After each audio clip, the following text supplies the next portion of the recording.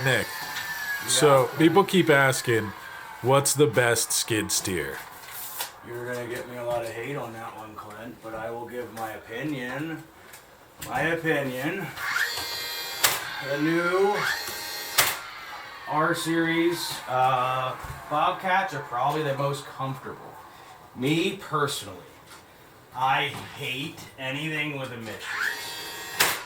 If you're looking for a bunch of bells and whistles and extras, I mean, the new equipment is, it's very nice stuff. But the problem is, anything past 2013, there's a few exceptions to that rule. So, the exceptions to that rule is a 14 and a 15. And they had to be, I think, on the production line or serial numbered or something in order for them to still be a pre-emission unit. So they're kind of a unicorn. They're not easy to find.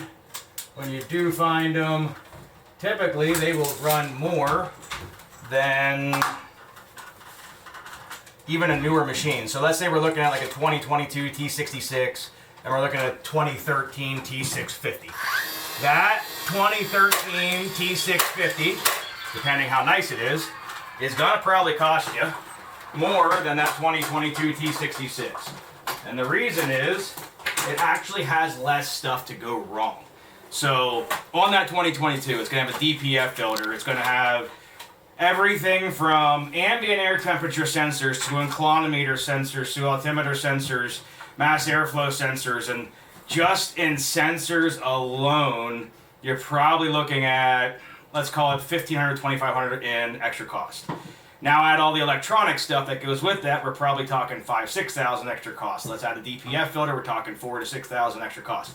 There's roughly $12,000 to $15,000 of extra cost that is not in that 2013. So that 2013 is going to be pre-emission. It's not going to have all that stuff on it. It will pretty much, now not always, but pretty much you can fix it on the fly to a degree. I mean, there's always things that have to go to a dealer, but you are more likely to be able to fix this machine in the field. If a T66 throws a code and it's putting in a limp mode because of a DPF code or because of whatever, that machine is dead to the world.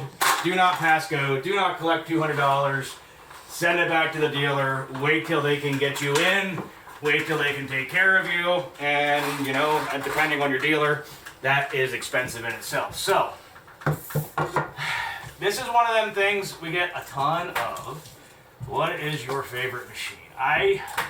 I personally like Bobcat, and the reason I like Bobcat, even though they're suing us because of our groundhog stuff, that's a whole other subject, but that's how you know you're. It looks like you want that to go to the right, like a centimeter or two. Should be 1 3/4, but I will. It looks like it's to the left a little bit. Alright, let's see how good your eyes are. 1 3/4 shy. 1 3/4. Oh, Pretty much right on the nose, so must just be the shadow is the illusion. yeah, it's actually shy on that side. But anyway, pre-emission units. Pre-emission units, you don't have all that wonderful extra garbage on them. Which that value alone is stuff that you'll never put in that machine. Doesn't matter if it's Cat or Bobcat. My preference is Bobcat because there's so many people that do aftermarket in Bobcat. So in a Bobcat unit, there's, say what you want to say about them, but there's Kumar Brothers, there's AI, there's all kinds of other options out there for secondhand parts. And what that does is it makes it less expensive to fix that machine. So let's go to a pre-emission T650. There's a bunch of options to get those parts. Cat and Deere, not as much. Cat and Deere are pretty proprietary in what they do. They usually will copyright a lot of stuff, trademark a lot of stuff, which that's the game. But that also makes it not as handy when you need parts and you don't feel like spending, $400 on a starter. Those simple parts especially.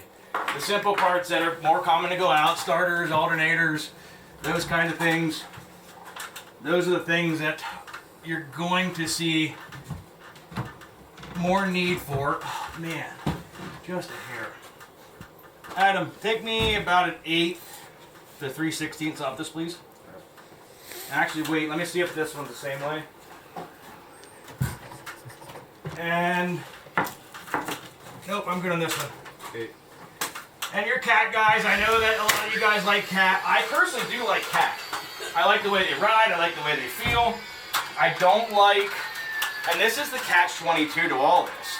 I don't even like a pre-emission cat because the undercarriage, I use an ASV undercarriage. If you get an ASV, if you get a cat, ASVs will actually say cat on the joysticks, cat will actually say ASV on the undercarriage. The undercarriage is extremely expensive in most of them. There's like 3 or 4 years that you can get an 89 undercarriage that is pre-emission, doesn't have a Mitsubishi in it, that in my opinion are probably some of the best in the run, but because they are, again, pretty proprietary, the parts are not as easily accessible. Again, everybody is going to kind of have their opinion on that. You can have your opinion on it, but I've been doing it for 20 years now. I fix, I think we go through between 500 and 600 machines a year on the used side. Probably our best year on Groundhog is, I don't know, 4,000 or 5,000. And we run Kubota in our Groundhog stuff. And the biggest reason is Kubota is ran in your Bobcats. Obviously, it's ran in Kubota. It's ran in a ton of brands. And the parts are easy to get. You don't have to try to go through us, the same as we don't have to do it through Kubota or Bobcat for those parts. And that makes it nice because if you need a starter, you can buy a starter for, ooh no, or you can drop your $300 nail gun on your brand new floor. Good thing we didn't tile. We did that because we are so hard on stuff. But there's a perfect example. Those of you that are Milwaukee guys, most of you electricians and plumbers out there, that probably would have broke, but because it's a DeWalt for us framers, it's still in good shape. Same kind of thing. You got, everybody has their preference. In my opinion, pre-emission Bobcats.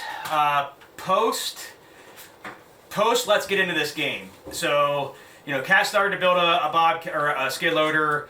They had pilot controls. Everybody wanted pilot controls. Once pilot started coming out, they're very easy to use, user friendly. But once you learn on pilot, you don't really want to go to hand and foot. So then most of your Bobcats were hand and foot. Most of your Gales and so forth were hand and foot or T-bars. And the pilot stuff, there's a learning curve to everything. So they actually have, I'm gonna get so much hate on these ones.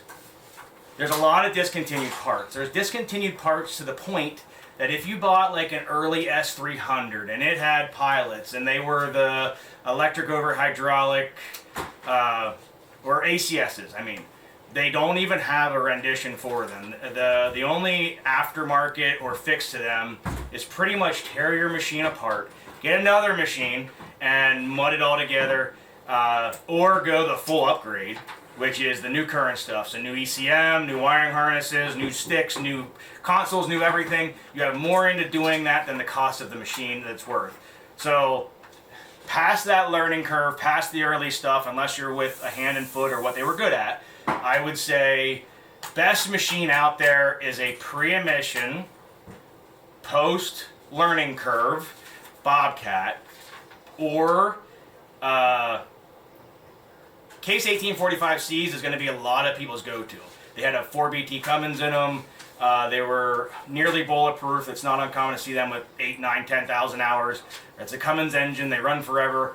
That's a good machine in itself. If we're going one for one, just class of machinery, I would say the pre-emission Bobcats. You get the access of parts. You get the ability to fix your own equipment. You don't have all the electronics, all the DPF, and it's a lot more user-friendly in my opinion. But everybody's going to have a different opinion on all this. I would say if you're in the market for a skid loader, really assess who is close to you to take care of you and how well they do in that field. Because even if you buy a Deere because a Deere dealer is close, that Deere dealer may not want to put an inch of his livelihood into your machine. And if it's out of warranty, there's unfortunately things that they don't have to do. I had a Kubota B3350 one time.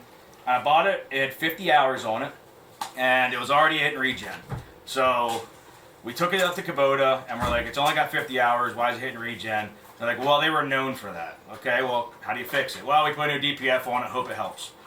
And long story short, we spent a lot of money to put it in, we put a lot of money into that machine, got it back, still had the same issue, and they told us that that was it. There was no fix. That's just what a 3350 was. You either got a good one or you got a bad one.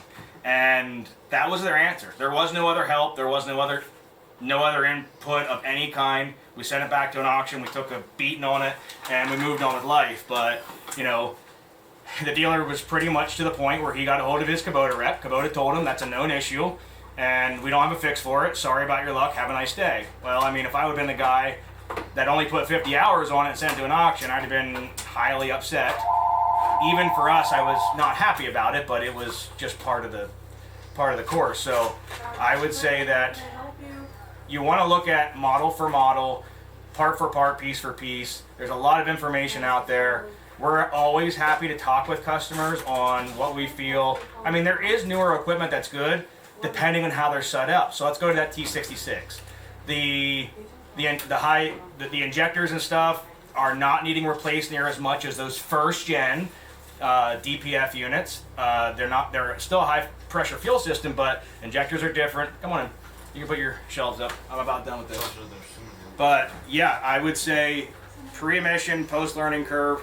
If you're ever gonna buy the first of something, know what you're buying. Like, I think those Doosan engines are actually great, but they're hardly rebuildable. I'm not going to say impossible to rebuild. They're hardly rebuildable. They're very expensive. When they run, they're very efficient. They're very powerful. They're a high pressure fuel system. And again, this is where we get into that tier 4 engines. So your Kubota engines aren't going to have this. They're going to be mechanical injection. Your injectors are going to cost $180 a piece, maybe. If you go to Bobcat for the Doosan injectors, they are about $1,000 a piece. Same with Takeuchi and the Gale or the Kubota V 3800s. So they're $1,000 a piece. Same with the Cat 259D or any of that stuff. So what most of you guys don't understand is Kubota builds the engine for Cats in most of their tier 4 stuff. So that same Kubota that is in your Takeuchi and stuff, even though it's all Cat head and pressed and it says Cat all over it, that's where you really want to look at what's in the machine, and that'll help you get some aftermarket parts. But I'm going to get a lot of hate for all of this. Deere's probably bottom of my list. I don't like working with Deere. I've not had a good experience with Deere at many dealerships. All their parts are very expensive. They can't figure out their own equipment half the time. So for me, Deere is at the bottom. Not saying those of you that like Deere, you're doing anything wrong. A Deere skid loader for me is probably one of my least desired units. I've had lots of 319Ds, 323s, 333s. Probably 80% have had issues beyond what you can fix in a field. They all go back to Deere. They always give you some wiring harness, sensor, so on and so forth, and it becomes very costly. So that's my 2 cents. Everybody's going to have their own opinion on this one. You got to stop hitting me with, give me a fluff piece on the next one, because these ones are both going to be, the ones you gave me today are both very opinionated. I think the high flow one was easier, but this one, everybody should make the best decision for themselves. Me personally, I'd rather pay more for a cleaner pre-emission unit, or I'm going to buy a really late model, like a 2022, 2023, that has pilot control, doesn't have hand and foot, because the hand and foot has an electronic pedal in there that has to read neutral. Obviously, they're putting electronics at your feet. It's silly because it's always getting mud and water, and if they don't read neutral, the boom don't unlock. It's a known issue. I mean, all the 66s, 76s, whatever, that have hand and foot that we get, normally one of those pedals isn't reading neutral. We got to put a pedal in it. It's $300 some bucks for the pedal. It's not a huge deal, but it's something that's known. So if I'm going to do one, I'm going to do a pilot one that doesn't have all that, and the fuel system is better, and it's just, in my opinion, a better build. If I'm going to go like a T590 with a Doosan, I'm going to expect that at roughly 2,500, 3,500 hours, DPF is probably going to need done. High pressure, the fuel injectors is probably going to need done. It'll probably run again for 2,500, 3,500 hours, but keep in mind those two items, if you don't know how to do them, if you're going to send it to a Bobcat dealer, they're both going to cost you about $5,000 a piece. So if you know how to do them, not as big of a deal. The injector set off of like Fab Heavy or something is about $1,000. DPF, I'm not going to say this other than what I'm saying. I would personally, my machine, I'm going to delete DPF. You guys do what you want to do. Some of you guys can't do stuff like that. Different job sites, different criteria, different towns, different ordinances. But if you're a farmer and you found a cheap T590, it comes up a DPF code. It's got 3,000 hours on it. You know it's going to probably be a DPF code. If you can delete it, delete it. If you can't, then spend the money, put DPF in it. Whole lot of information to that conversation. I mean, I could probably go on for 45 more minutes. I know you're trying to keep them in a certain time period, but that's the talking points. If you're in the market and you're like, hey Nick, I seen your video, I'm looking at X, Y, or Z, which one do you feel is worth the money? Keep in mind, we're normally under market, and we've normally done a lot of this stuff. So if I buy a 3,000 hour T590 and it's not running, I know it's most likely, if it's cranking, not starting, it's in the injectors. We're going to put the injectors in it. If a DPF code's coming on, I know we're probably doing a DPF filter. So that stuff we're probably already doing here, unless we're marking it stupid cheap. Let's say we got a T590 that has a DPF code, knowing it's $5,000, but it's got 1,500 hours on it. Normally we'll do it. Let's say we don't. Let's say my shop's full. We're going to get it advertised, and it's $13,900. So that gives you kind of a window there that lets you put that brand new DPF filter in, still be under market, or if we fix it, we'll still try to stay under market, just because that's what they're known for. Every couple thousand hours, you're going to do DPF, you're going to do the injectors. Not that it's the end of the world, but it's money that you're going to spend. Absolutely going to spend it. The Cats, pretty much the same thing. The Takeuchi is pretty much the same thing. I just sent a Takeuchi TL12 V2. Running it, driving it, worked great. Broke down in the middle of the woods, 14,000 pound machine. Had to get a rollback, 2 other machines to get it out of the woods. Send it down. $12,000 later, we had our machine back. So, that's a ton of money. Obviously, you don't make money. When you're figuring a $2,000 and $3,000 profit margin and then negotiating and all the stuff that we figure, and we spend $12,000 on a repair bill, it's a big hit. Now, the guy that bought it, he's loving life because it's all been done now. We had to do DPF injectors while we were in there. The turbo spindle had play, so we did it all just so that it was right, because at that point, why wouldn't you? But, the other side of that was we could have put it out at a much lower cost and just lost the money as a broken unit, but it's still a harder sale. So you're going to want to analyze exactly what you're trying to accomplish. If you're buying a fleet machine, I think go pre-emission. I really do. If you're buying a machine around the farm, you want a nice unit, that's fine. Get a later model, but watch the options in it, because certain options for certain things are gonna be problematic, or just account for it. And I'll tell you, in the heavy equipment world, I don't care if it's skid loaders, excavators, dump trucks, it's all expensive. There's nothing that cares about your feelings. There's nothing that cares about how, and odds are if you're having a bad day, it's when it's gonna break. So it's not when you're having a great day and you just did a $20,000 job and you made great money on it, you got done a week ahead of schedule. That's not when your machine's gonna break. It's gonna break when you're in the mud, pounding post, 2 weeks behind schedule, 3 guys standing there holding shovels. So because that's typically how it works, in my mind, I want stuff I can fix on the fly. So there's a whole lot of information. Just look at, either give us a call. We're happy to talk to you. I can talk to you about certain models for hours. It depends on how much information you want. We are typically the cheapest in the country. Even the guys that have T590s and they're 2018, 2017, and it's at 3,000 hours and nothing's been done, or they don't know that it's been done, and they're asking retail for it, that's what you're getting. You're still getting a machine that 30 days later you could be putting 5-10 grand into. So the kicker is, I like pre-emission. I shop for pre-emission. I only buy later model stuff because I get a big customer base that doesn't want an older machine. That's my 2 cents. I mean, give us a ring, 570-837-1003. Check out our inventory, hackenbergequipment.com. I'm happy to go over with you guys. I have very good office people. They know most of this. They know what I tell people. We try to put people in the machine that best fits their capabilities, even if it is a bobcat, cat, deer, or whatever. Those of you that are professionals and you just know you want something, give us a ring. We'll shut up and we'll just tell you what you want. But those of you that are asking our opinions, we're going to give you our honest opinion. Good, bad, or indifferent. We're going to tell you how we assess each machine, how we assess each price point. But, ultimately it's your call. What's the best used machine? I still think I'm going like a 2013 T650, T590. T595 is one of my favorite ones. 74 horsepower, small frame, throw in the back of a 10,000 GVW trailer, go down the road, lots of power. Probably one of my favorite units. So if you can find them, spend up for them, buy the one that you can fix in the field, and you can never overpay for quality. Just keep that in mind.